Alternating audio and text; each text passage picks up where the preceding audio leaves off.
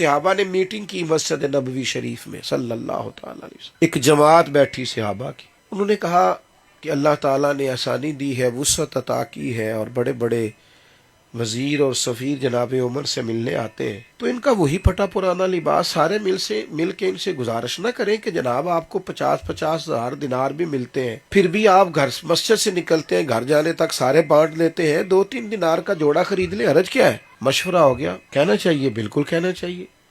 اب ایک صحابی بولے، کہنے لگے کہنا تو چاہیے پر جناب عمر سے بات کون کرے گا؟ اس شیر کا نام بھی بتاؤ۔ تو کہا ایک شخصیت ہے نا، کہا کون؟ کا مولا علی شیر خدا رضی اللہ تعالیٰ عنہ، سیدنا عمر ان کا بڑا احترام کرتے، ان کی بات ضرور سنیں گے۔ حضرت علی سے اپنا مدعا بیان کیا، ہماری خواہش ہے کہ امیر المومنین نیا اجلا اور خوبصورت لباس پہنے۔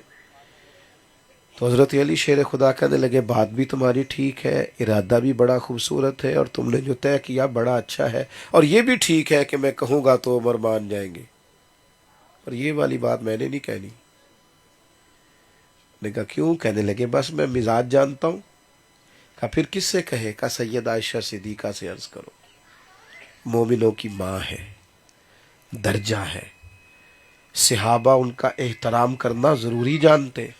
سیدہ عائشہ سے سارا احوال عرض کیا، انہوں نے جناب عمر کو پیغام دے کے بلا لیا، فوراً سارے کام چھوڑ کے سیدنا عمر حاضر ہو گئے۔ کچھ جگہوں پہ نا سب کچھ چھوڑ کے جانا چاہیے، مزہ آتا ہے۔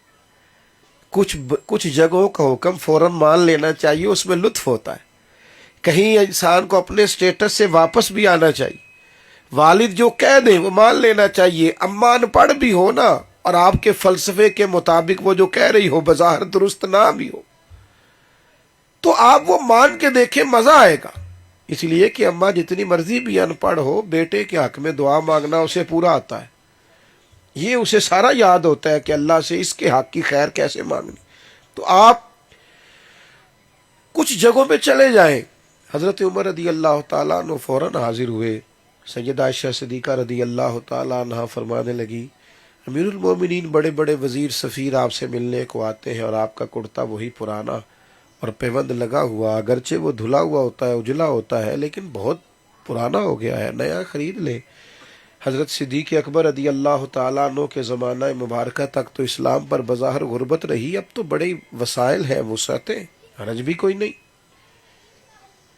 تو جناب عمر نے کچھ نہیں کہا، کہنے لگے آپ جیسے کہے گی ویسے ہو جائے گا، شام تک ہی نیا کرتا آ جائے گا، میں حکم کی تعمیل کروں گا۔ لیکن فرمانے لگے اگر اجازت ہو تو ایک بات کر لوں؟ سیدہ نے کہا کر لیجئے۔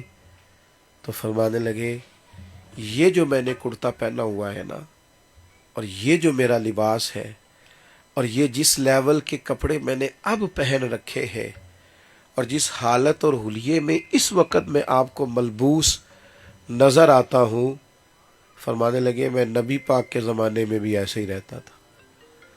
اور حضرت جناب سیدنا صدیق اکبر رضی اللہ تعالیٰ عنہ جب مجھے بطور مشیر بٹھایا کرتے تھے تو اس وقت بھی میرا یہی انداز ہوتا تھا، آپ حکم کریں گی تو کرتا تو شام سے پہلے پہلے آ جائے گا،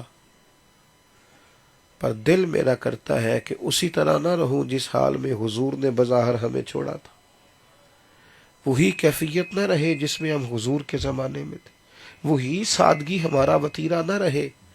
بس پھر دوسرا کوئی جواب نہیں آیا، بس ہلکی سی سیدہ عائشہ کے رونے کی آواز آئی، اور انہوں نے کہا جو صحابہ نے کہا تھا وہ بھی ٹھیک ہے، اور عمر آپ جو کہہ رہے ہیں وہ تو بالکل ہی ٹھیک ہے۔ وہ اطمینان قلبی، وہ سکون، وہ اپنے آپ میں اطمینان، وہ حیات طیبہ، وہ اعمال حسنہ سے نصیب ہوتی ہے۔